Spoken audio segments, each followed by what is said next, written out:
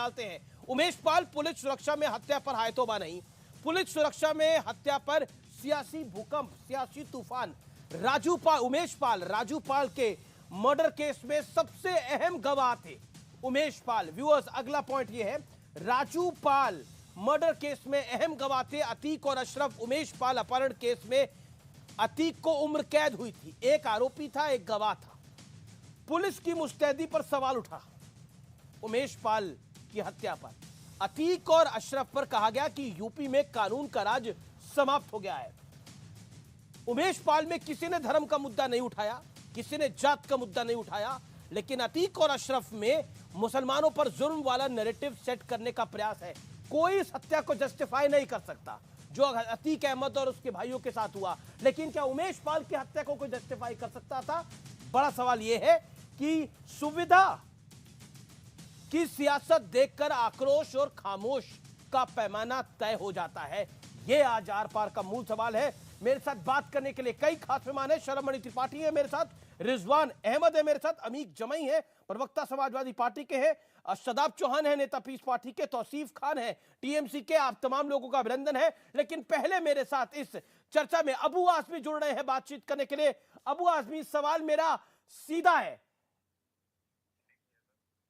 अतीक अहमद और उसके भाई की हत्या कर दी गई है, इस पर आप क्या कहना चाहते हैं? इस वारदात पर हमें किसी से हमदर्दी नहीं है, लेकिन हमारा कहना है कि इस तरह से लाना, और उस दिन जो आए मीडिया से कोई आदमी अपना पुलिस के उसमें हो, कब्जे में हो, उसको हथकड़ी लगी हो, रस्सी से बांधा हुआ हो, और इतना खतरनाक मामला चल रहा हो, इतनी ज्यादा पुलिस हो, फिर उसको रोक करके 10 बजे रात में मीडिया से बात कराने क्या मतलब होता है? और वो देखा गया कि वो जो लड़के आए वो पुलिस की गाड़ी में आए। और मैं सबसे पूछूं, मैं पूरे देश से कहूं कि 44 सेकंड तक गोली चलती रही लगातार, पुलिस की एक गोली भी नहीं चली। क्या मतलब इसका? मैं बिल्कुल सरकार को और पुलिस को इस कटघरे में खड़ा करता हूं कि इनकी जानकारी नहीं है। अखिलेश यादव जो आपके सर्वोच्च नेता है, उन्होंने आरोप लगाया कि बीजेपी ने भाईचारे को चोट पहुंचा रही है। अतीक अहमद की हत्या से भाईचारे का क्या कनेक्शन है? वो एक माफिया था, गुंडा था। अखिलेश भाई ने जो कहा ना, बिल्कुल सही कहा। इनका एक ही एजेंडा है कि इस देश को झूठ के नाम पर बंटवारो। हिंदू खतरे में है, हिंदू 80% सरकार चारों तरफ उनकी, हिंदू खतरे में है।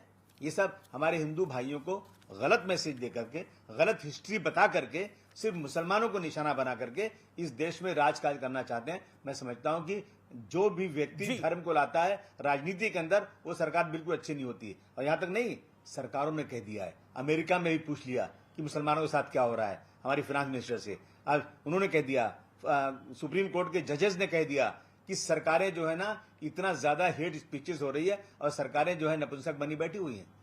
ये तो बिल्कुल अखिलेश भाई ने सही बात जी जी। मेरा अगला सवाल है, योगी सरकार ने हत्याकांड की जांच के आदेश दे दिए, क्या आपको लगता है कि सच सामने आएगा? मैं पूछूं कि बिल्किस बानो का केस गुजरात में नहीं चलेगा, इंसाफ नहीं मिलेगा, ये कोर्ट ने कहकर उसको महाराष्ट्र में बंबई शिफ्ट किया। इंसाफ मिल गया, और इंसाफ मिलने के बाद सेंट्रल गवर्नमेंट के होम मिनिस्ट्री ने उनको कह दिया कि ये शरीफ लोग हैं, सज्जन लोग हैं, अच्छे घर के लोग हैं, उनको छोड़ दिया। कौन सा इंसाफ है ये? ठाकुर प्रज्ञा सिंह ठाकुर को एटीएस ने गिरफ्तार किया, करकरे साहब ने गिरफ्तार किया, सारी इंक्वायरीज हो गई।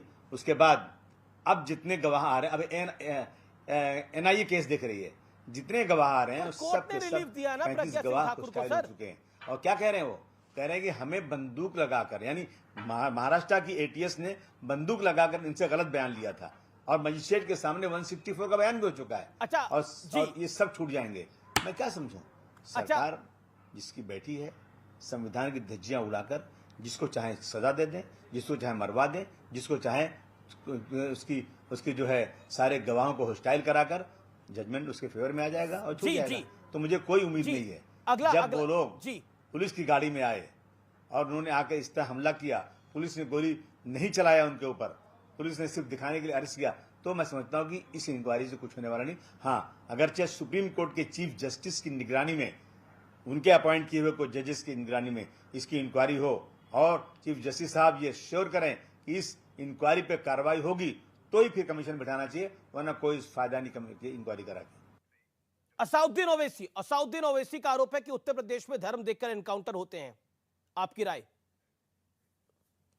अगर ये कहा जाए कि आज उत्तर प्रदेश में जो हमारे सरकार चल रही है, मुख्यमंत्री जी जो हैं वो खत्म कर देना चाहते हैं क्राइम को, तो क्या सारे क्रिमिनल खत्म हो गए?